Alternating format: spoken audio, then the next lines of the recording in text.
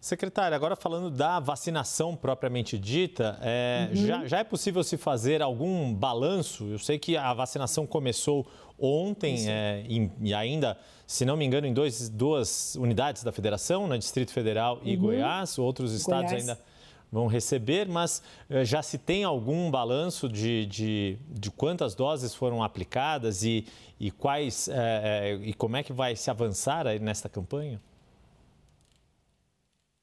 Yuri, nós temos, o Distrito Federal iniciou ontem, né, porque o Ministério da Saúde envia para os estados enviam para os municípios. O Distrito Federal é mais fácil, que a gente envia para eles, ele já pode começar. Então, eles iniciaram ontem, a notícia que nós temos que Goiás já inicia aí nos próximos dias, porque o estado precisa mandar para os municípios, alguns municípios demoram um pouco pela questão logística, distância, então acredito que nos próximos dias também se inicie. Que nós ficamos sabendo aqui ontem, quase 4 mil doses foram administradas, nós temos aí um público de pouco mais de 70 mil, né, esses de 10 a 11 anos no Distrito Federal.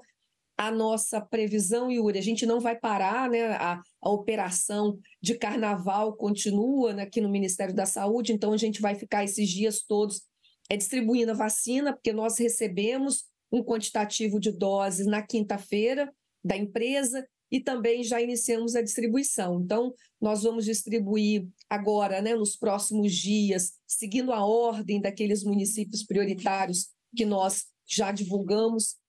Também receberão as doses Bahia, o Acre, Rio Grande do Norte, Maranhão. Então, esses municípios, São Paulo também, receberão aí nesses próximos dias as doses da vacina.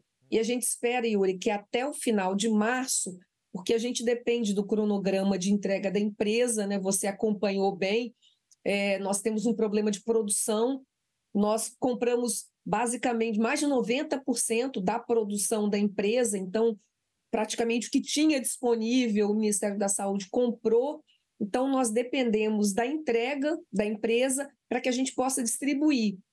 Nesse primeiro momento, com o cronograma, né, que a empresa nos apresentou, a gente conseguiria até o final de março distribuir todas as vacinas para a faixa etária de 10 a 11 anos. E aí, Yuri, a gente vai, à medida que as vacinas vão chegando, nós vamos falando para a imprensa, para estados e municípios, o cronograma de entrega. Se nós, com as doses da empresa, a gente consegue fazer 12 a 13, ou se a gente consegue fazer 12, depois a gente chama 13 anos, depois 14. Então, vai depender um pouco do cronograma da empresa, porque a empresa não tem, nós compramos, né, o Ministério da Saúde comprou aí a vacina para 3 milhões de pessoas, o Ministério comprou 5 milhões e 200, a empresa também doou na negociação, Yuri, um montante que tinha de 1 milhão e algumas doses, e nós poderemos, então, fazer essa vacinação para 3 milhões de pessoas. Então, a gente comprou praticamente tudo que tinha disponível, né? Mas a empresa não tem a produção completa, então ela vai produzindo e entregando. E a partir disso, a gente também vai fazendo a entrega. A gente montou uma força-tarefa, né, no Ministério da Saúde, na parte de logística, para que, assim que as doses foram chegando, elas sejam distribuídas, né, para que a gente possa fazer essa vacinação aí o mais rápido possível. Pois é, depois da gente ter passado pela pandemia da Covid-19, todos nós aprendemos muito, né? Vocês, cientistas, profissionais, aprenderam muito a lidar com um vírus, né? Uma nova forma do coronavírus e como é que a gente montava as estratégias para enfrentar. Se tem uma lição que positiva depois de uma pandemia tão dolorosa para todos nós, é que aprendemos como funciona essa logística que a burocracia do Ministério da Saúde está acostumada, mas nós, leigos, não estávamos. Então, quando você, secretário, explica toda essa dinâmica, a mim, né, a nós, jornalistas, e quem acompanhou com a gente a cobertura aqui na CNN, fica mais claro, mais palpável de entender todas as dificuldades de produção das vacinas, né? Não é mágica de estalar o dedo e a vacina está disponível. E tem uma outra questão que acho que vale a gente reforçar, pelo quantitativo que você mencionou, porque essas são 2 doses que as pessoas têm que tomar, não é isso? Isso. Exato. Queria que você explicasse mais uma vez, secretária, como é que é a dinâmica desta vacina, das 2 doses, o intervalo que vão ser aplicadas e por que o Ministério da Saúde escolheu este público-alvo para a gente reforçar para aquelas pessoas que querem saber quando que elas vão ser vacinadas. Então, logo que a empresa entrou com pedido na Conitec, a Organização Mundial de Saúde também estava avaliando a vacina, né, Yuri? Todos olhando com muita atenção os resultados das pesquisas científicas dessa vacina, porque é uma esperança, eu acho muito importante a gente dizer isso, é uma vitória da ciência. Ontem nós celebramos muito essa primeira dose no sistema público no mundo, porque é uma vitória da ciência. Nós temos, pela primeira vez, uma esperança de tornar essa doença que mata, né? A dengue é uma doença grave que pode levar a pessoa à morte. A gente tem a esperança de tornar ela uma doença imunoprevenível. Então, tornar ela uma doença que pode ser controlada por vacina. Isso representa uma mudança, Yuri, assim, muito grande na forma como nós podemos controlar essa doença, que nos últimos 40 anos a nossa luta tem sido contra o mosquito, e a gente tem perdido essa luta, né? E também porque o que a gente tem para combater o mosquito são inseticidas, que também, do ponto de vista ecológico, né, ambiental, nós também não é a melhor opção, mas é a única que nós tínhamos. Então, termos uma opção, uma vacina, é uma esperança muito grande, uma vitória da ciência. Mas essa vacina ela é de 2 doses, ela é uma vacina que tem um intervalo de 3 meses, por isso eu falei, né, Yuri, que a gente adquiriu 6 milhões, mas a gente vai aplicar essa vacina num público de 3 milhões de pessoas, por conta dessas 2 doses, né, que a gente precisa fazer, a gente precisa guardar a segunda dose para as pessoas que tomaram a primeira dose. É um intervalo de 3 meses, é importante dizer que a pessoa fica imunizada depois da segunda dose, e essa vacina, a gente ia adquirir essa vacina independente do cenário da dengue desse ano, porque nós já estávamos fazendo todos os estudos de incorporação ano passado, e todos esses critérios que foram adotados também foram adotados o ano passado. Então, nós tínhamos um cenário do que podia acontecer no Brasil, mas ainda não sabíamos, né? E eu queria, Yuri, se você me der mais um tempinho, falar também para quem está nos acompanhando desse cenário diferente que nós estamos vendo. Esse aumento de casos, a gente esperava lá em abril.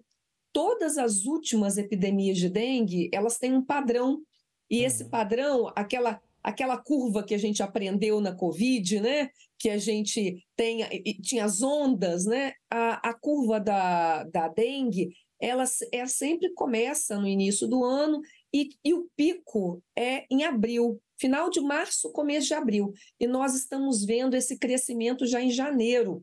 Então, a preocupação agora, ela é por isso que o Ministério da Saúde instalou um centro de operações de emergência para trabalhar junto com estados e municípios, e em algo muito importante. Muitas vezes nós não conseguimos evitar, tem um esforço grande para a gente evitar a reprodução do mosquito, né? A gente trabalhar com esses focos, não deixar água parada, mas muitas vezes a gente não consegue evitar a infecção. Mas o óbito nós podemos evitar. É uma doença evitável, então nós já sabemos como lidar com ela, e por isso é importante que a gente está trabalhando agora com estados e municípios, Yuri, para esse treinamento dos profissionais de saúde, dos médicos, dos enfermeiros, para que nós possamos ter equipes de saúde que possam cuidar, né, de forma oportuna, dar o diagnóstico correto e fazer o acompanhamento de cada caso. Então, isso, nesse momento, é a nossa preocupação. Lembrando, Yuri, que nós estamos analisando os óbitos que já aconteceram no Brasil, né? O Matheus falou, foram 62 óbitos já confirmados, e nós temos um número maior de óbitos em pessoas acima de 70 anos.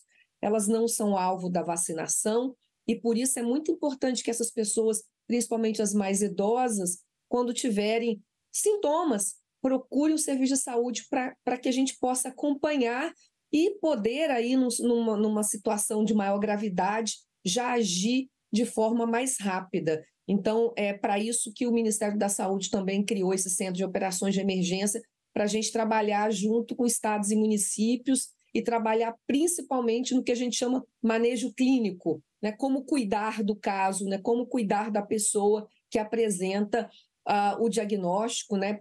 Já confirmado de dengue.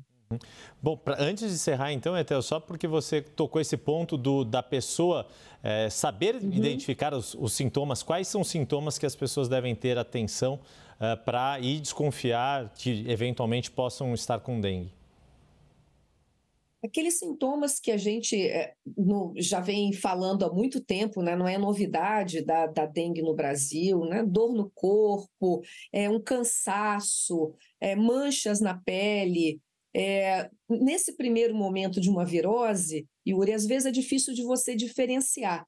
Então, como nós estamos numa situação de aumento de casos e alguns estados e municípios já decretaram, inclusive, né, emergência, é importante, se você está nesses estados, que nesses primeiros sintomas você já procura um serviço de saúde para a gente fazer o diagnóstico, para saber se é dengue ou se é outra virose, porque a gente também está com a Covid, né? O SARS-CoV-2 continua circulando, a gente ainda tem Covid, a gente ainda tem pessoas que ficam graves, né, por Covid e por outras doenças. Então, é importante a gente fazer o que a gente chama de diagnóstico diferencial, diferenciar se é dengue, se é outra doença.